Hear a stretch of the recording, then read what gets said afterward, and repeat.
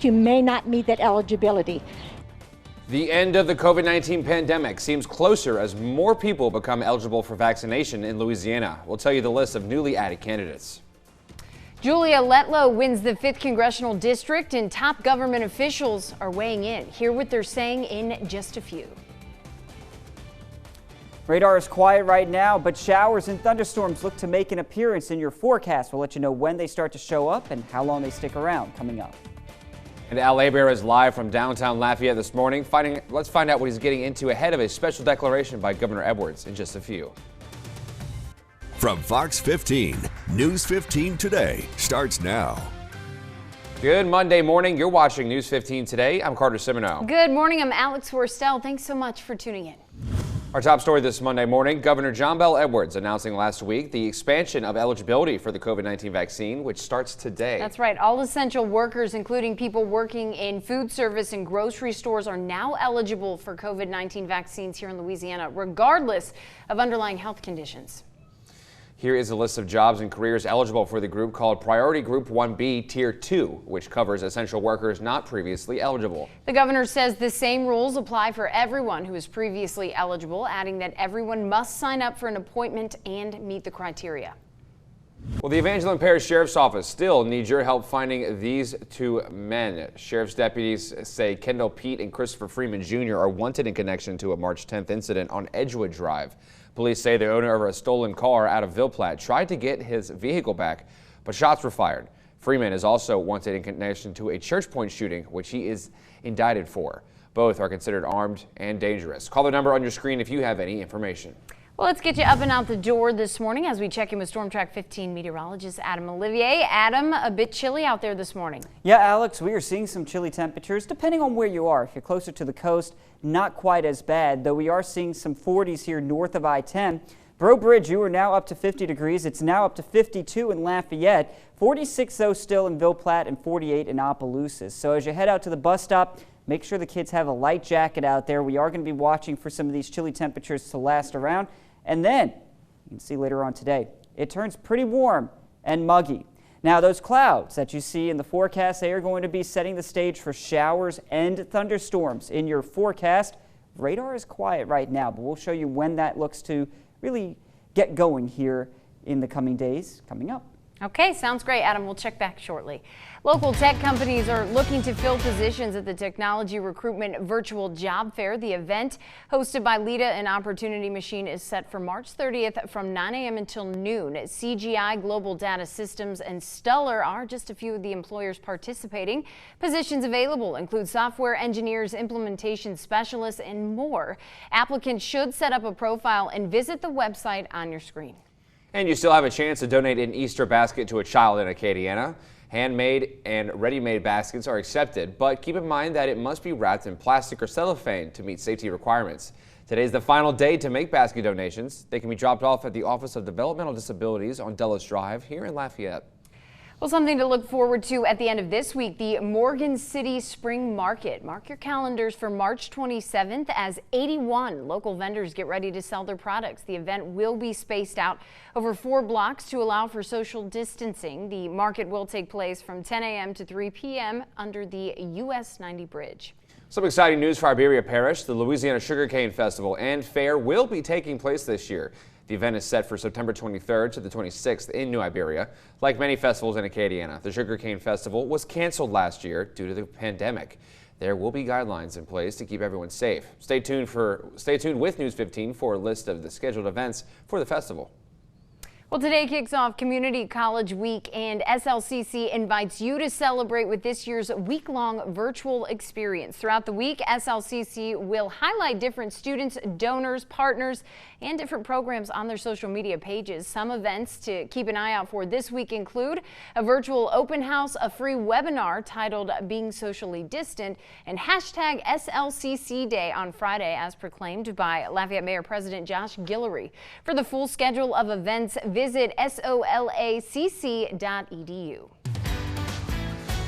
Well, Julia Letlow winning the election as Congresswoman for Louisiana's 5th congressional district, becoming one of 31 women serving in the Republican ranks. Letlow received congratulations from Governor Edwards and former President Donald Trump following her win. Correspondent Mark Meredith takes a look. Congresswoman-elect Julia Letlow made history this weekend. She's going to be Louisiana's first Republican congresswoman, but her path to Washington was not without pain. She's going to be serving in the House seat her late husband won last year. Now, she won a special election in Northeast Louisiana on Saturday. Her husband, Luke, won the seat back in November, but he died weeks later from coronavirus complications. He passed away before he could be sworn into office. Letlow campaigned on her late husband's platform, and in a campaign ad, she spoke at length about the grief she and her family still faces. The 40-year-old had former President Trump's endorsement. She had also raised a lot of money. She put out a statement after her victory saying, "What was born out of the terrible tragedy of losing my husband, Luke, has become my mission in his honor to carry the torch and serve the good people of Louisiana's 5th District." We also got a statement from the former president who said, "I am thrilled for Julia and the entire Letlow family. Luke is looking down proudly from above." Louisiana's Democratic Governor John Bel Edwards also releasing a statement following the election. He says Letlow's victory created a bittersweet day and added, quote, "I know that these same characteristics that got her through the last few months will make her an excellent advocate for Louisiana in Washington, D.C." House Minority Leader Kevin McCarthy also sending his congratulations. With Letlow's election, House Republicans will have 31 women serving in their ranks. That's a number that has jumped significantly in just the last few years. Meantime, one House seat in Louisiana is still up for grabs right now. Voters in the state's 2nd congressional district, they'll have a choice between 2 Democrats in an April runoff election. The seat opened up when Representative Cedric Richmond left Congress to join the Biden administration. Well, Morgan City Police Department, they're investigating a fatal crash that happened this weekend in the eastbound lanes of U.S. Highway 90. The officers located a 3-car crash near the Dr. Martin Luther King Drive exit. 2 of the drivers sustained fatal injuries. Several passengers, along with one driver, were transported to hospitals, including one who was transported via AirMed. The crash remains under investigation. A reminder to catch up on continued coverage of the latest news around Acadiana and the state. You can visit our website, klaf.com. At that jogging forecast today, a cool start to the day with some clouds around, but showers and thunderstorms. And they are making a return to the forecast. Details just ahead.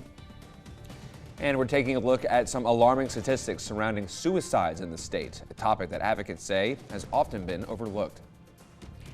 And thousands are evacuated along Australia's east coast as the region faces its worst flooding in half a century. We'll have more on that just ahead. And LA Bear is cooking red beans this morning at the Handy Stop Market and Cafe. We'll see how that's going next.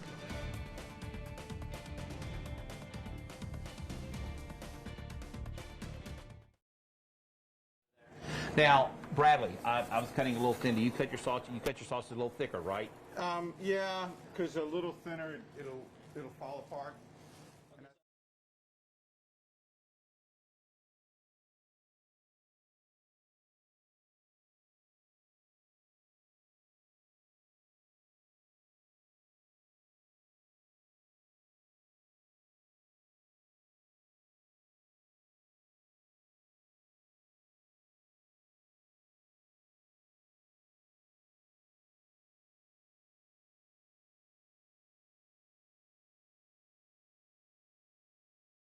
From KLAF NBC, this is a News 15 Today update. Some exciting news. Oh, sorry.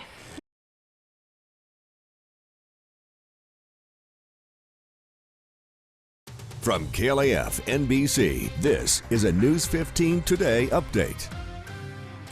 Good morning, I'm Alex Worstel with your News 15 Today update. Some exciting news for Iberia Parish. The Louisiana Sugarcane Festival and Fair will be taking place this year. The event is set for September 23rd and will go till the 26th in New Iberia. And like many festivals here in Acadiana, the Sugarcane Fest was canceled last year due to COVID-19. There will be guidelines in place to keep everyone safe. Stay tuned with News 15 for a list of scheduled events for that festival. Well, the Sleeves Up vaccination event will be administering the Johnson & Johnson single-dose vaccine tomorrow at the Kadn Community Center in St. Martinville. The event starts at 8 a.m. and goes until 4 p.m. You must schedule an appointment at either the website on your screen to be vaccinated. For the very latest, our coverage continues at noon and online anytime. KADN.com. Have a great day, Acadiana.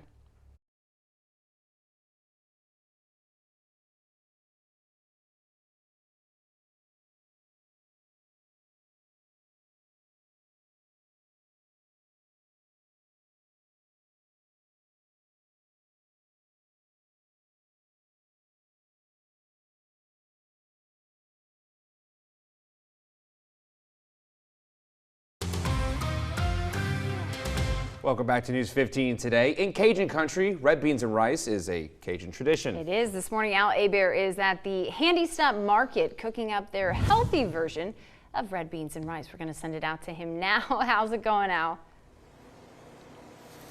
Hey, Carter. Hey, Alex. Bradley Cruz, we're making healthy red beans and rice this morning. Key component of red beans and rice is this, right, Bradley? Yeah, the sausage. We use a local sausage, Savoy sausage, the pork sausage.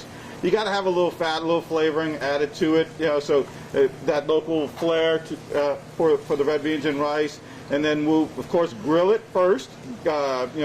Start getting those flavors serenading, and then we'll put them into the pot. So I'm gonna walk over to the grill. We've got some of those going already, and it just really enhances the flavor when you cook it all together with the red beans, because you don't want to just dump the sausage and let it cook by itself, because then it's not going to enhance the flavor. So we just kind of browning the sausage, getting it a little ready, getting those flavors start coming out and the juices flowing, and then we'll put them right in the pot and with the red beans. Now, can we show this to Adam so you can see this, Adam? We're going to come in on that.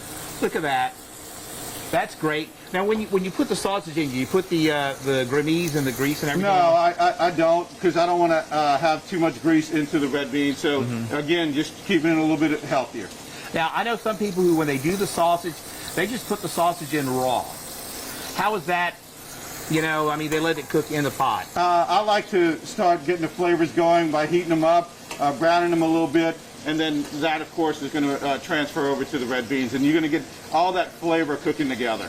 And this is all going to work, and it's going to taste great, and there's not going to be salt in it. And I think that's really, really interesting. And Alex, I know you're kind of into healthy stuff, so when you go home today to start doing this, don't forget what you're seeing right here, because this is cool stuff. Yeah, we won't add any salt. No salt. And so once this is done, is this our last ingredient in the red beans? Pretty much so. We'll let it cook for several hours and cook down and really get a great hearty flavor. Now, you serve your red beans over what? Over brown rice. Again, a little healthier flair. Yeah, and I tell you what, brown rice is hard to do. We're going to get into that coming up, but we're going to go back to you, Alex and Carter. More News 15 today. And hey, Alex, when you cook this at home, don't forget the hairnet. It's crucial.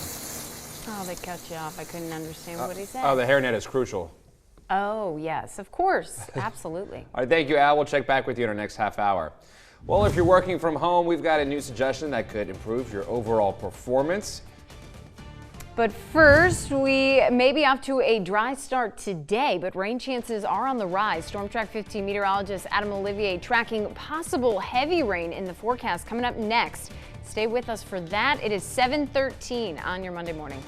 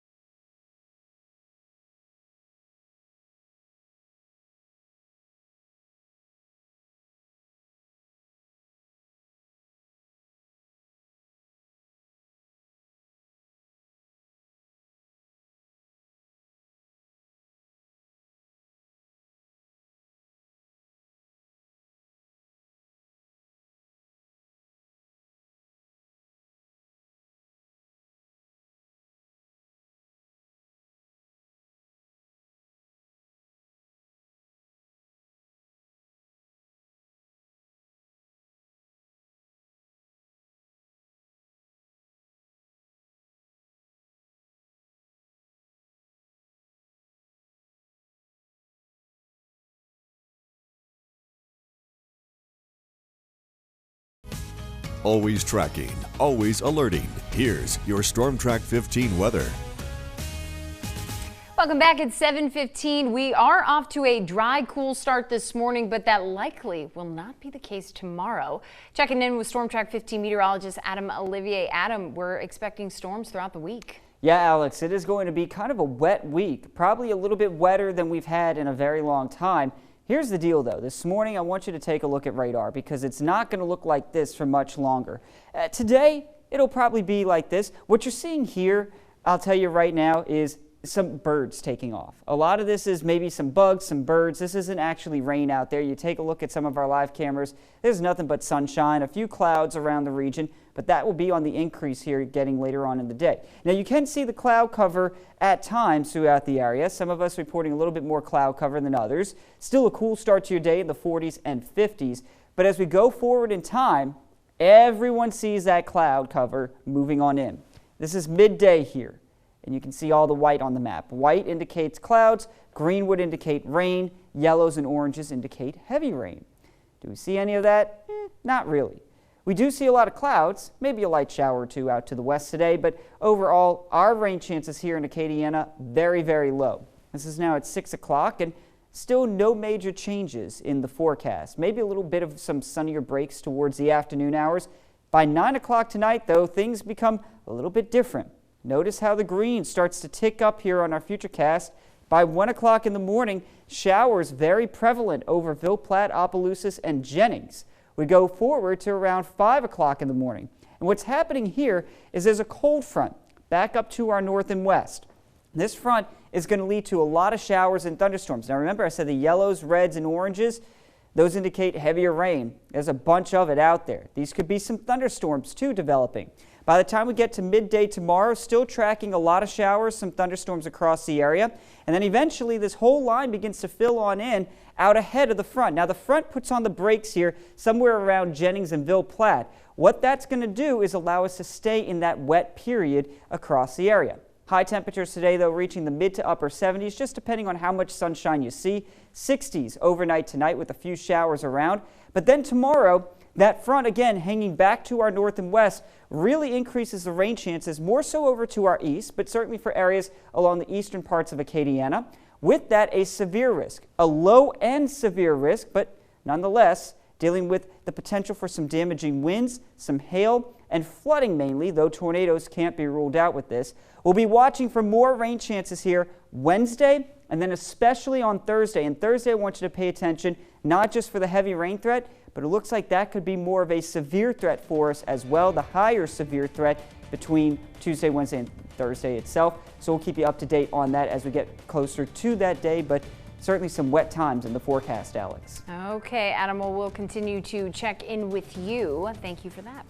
A new shifting lane added on Friday. US 167 already caused an accident and some confusion for drivers. Ashley Moran joins us virtually for this week's Traffic Talk to explain how you can use this lane safely.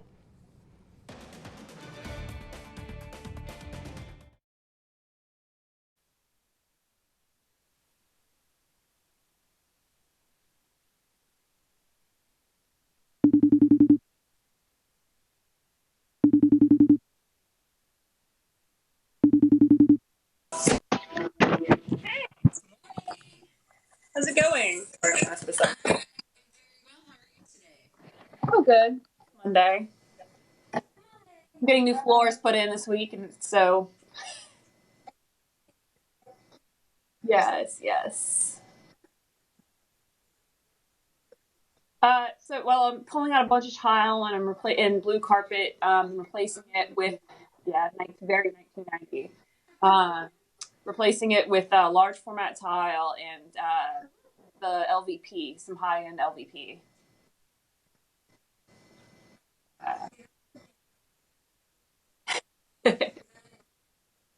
Yeah.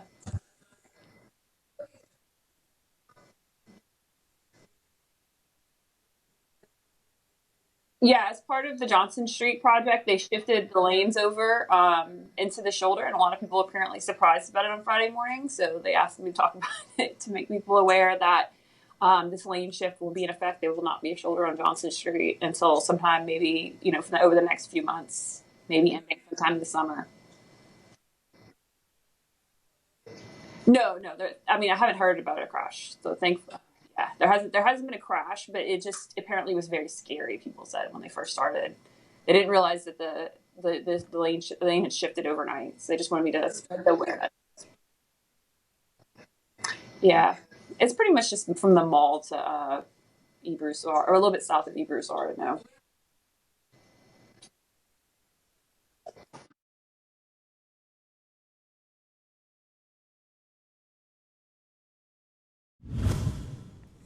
Welcome back. It is 7:21. It's also time for Traffic Talk with friend of the show, Ashley Moran. Good morning, Ashley. Thanks for joining us. Good morning. Thanks for having me on. Of course. Happy to have you. We are talking about a lane shift this morning. Kind of confused some people. A major lane shift, actually, at US 167. Tell us everything we need to know. All right, as part of the ongoing Johnson Street project to make median improvements and eventually improve the roadway surface, they had to, on Thursday night, overnight, the construction crew shifted the lanes over into the shoulder. And some people exiting some of the neighborhoods just had asked me to talk about it, just to make people aware that the shoulder is now the lane. Even a little bit south of Broussard, the intersection with Johnson Street.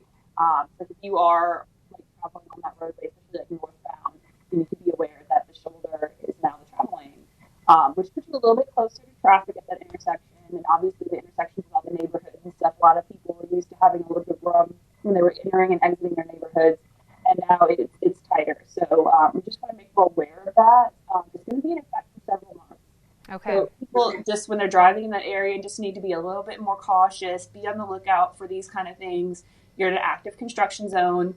They're going to have people around, especially at night. So especially when you're driving in there at night, we do want to ask you to drive very carefully.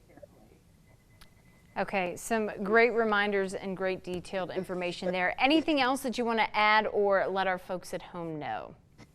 Okay, so if you're coming from out of town into Lafayette on the weekend, there is a big panel. We talked about it a lot. The concrete panel replacement project on Ambassador Caffrey.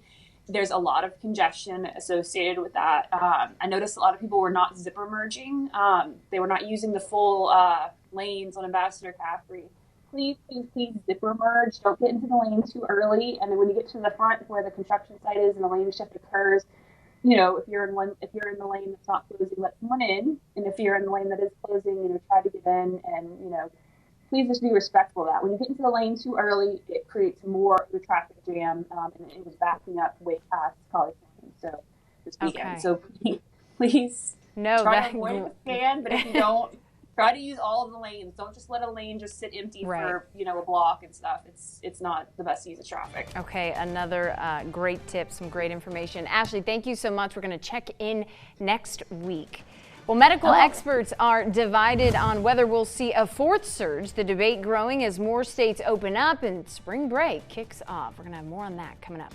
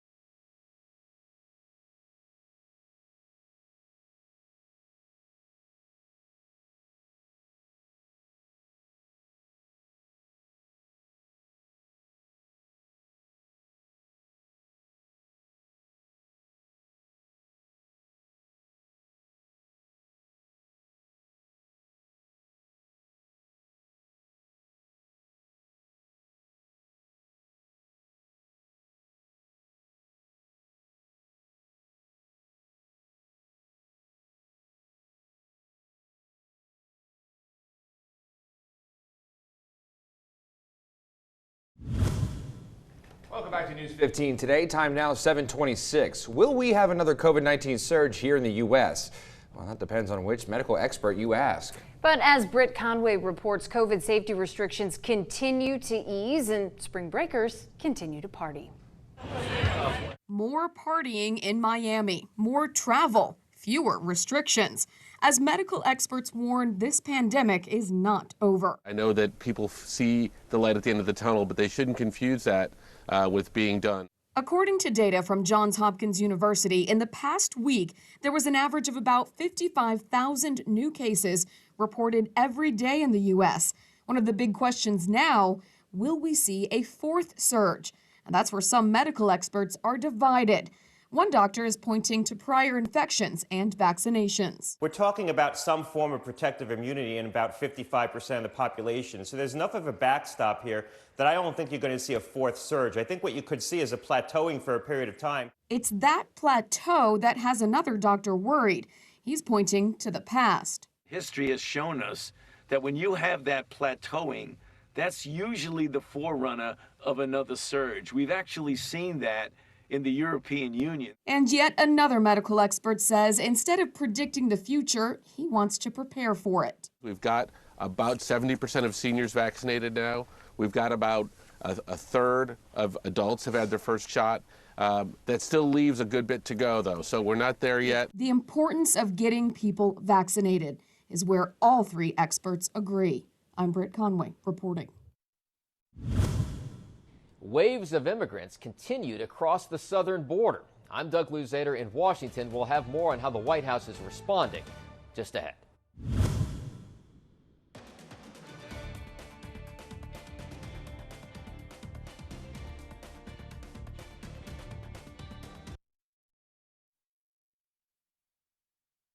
Did he come up? Did we hear him? Mic check, mic check. Yeah, because that's with IFB3, I guess. Yeah.